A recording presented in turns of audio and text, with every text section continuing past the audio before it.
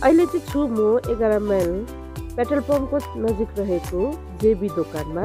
अनि यो चाहिँ एकदमै दामी दामी फेन्सी टप चाहिँ यस्तो दामी दामी रहेछ है। यहाँ एकदम पातला पातला स्वेटरहरू दामी दामी रहेछ है। एकदम रिजनेबल प्राइसमा छ। विन्टर यस्तो दामी दामी। हेर्नुहोस् फर्मल पेनहरू हेर्नुहोस् कस्तो दामी दामी देख्नुभयो। दामी दामी। हामी चाहिँ रोड जाँदैछौँ पाहुना खानु है। त्यहाँ हामी दुईजना पनि छौँ। हप भइरहेछ है गरम चाहिँ। तर आमा यहाँ त झर्ना भइरहेछ है गाई। हामी चाहिँ लगभग हाम्रो निकै टाइम पछि आइपुगे। 1 घन्टाहरूमा आइपुग्यो है हामी। यहाँ 1 घन्टा लाग्यो नि। यहाँदेखि चाहिँ अब ओह्रालो अरे। त्यता भाइ बाटो देखाइदिनु। त्यो चाहिँ अब नाप्छु नि ओह्रालो।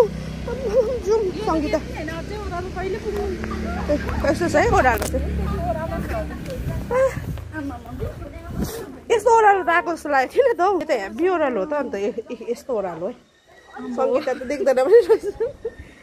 बाटो चाहिँ यस्तो छ है। वाक्कै भयो होला नि त मासुले। बाटो चाहिँ यस्तो छ खतरा गाइस। किन जाने नि भेट्नु थाल्यो।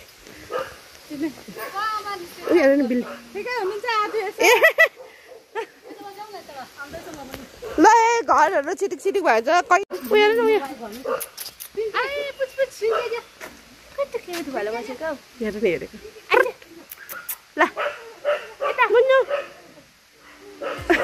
पुगे कता छ घरको मान्छेहरू। ल यता रहेछ घर र ओह्रालो झर्नु लक्कै भयो ल। त्यही त भनेको सङ्गीता झर्दैछ। यहाँ खोज्दै आएको झन्। ओ राम्रै भएछ त। सेप लागेछ है। लु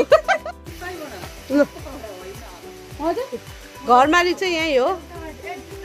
घरपति बाबा यतै हो। यही हो घरपति बाबा चाहिँ घरै बनाइराखेको रहेछ।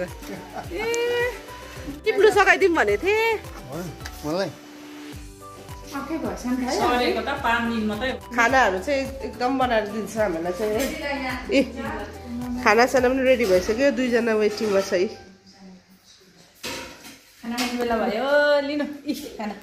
खै देखाएनौ त खाना। लु भेराइटिज छ साथी हो। क्या मिठो हुन्छ दिल्ली बनाएको खाना।